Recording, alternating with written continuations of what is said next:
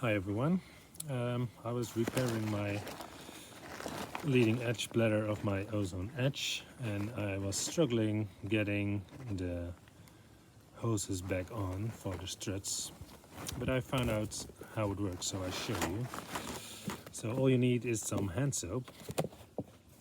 You put a little on and you just rub it onto the end of the hose.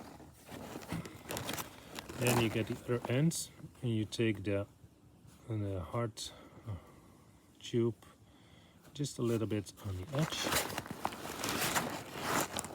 And so you first put over the flexible hose and then the hard one, and then you just slide it on. That's the way how it goes. Good luck.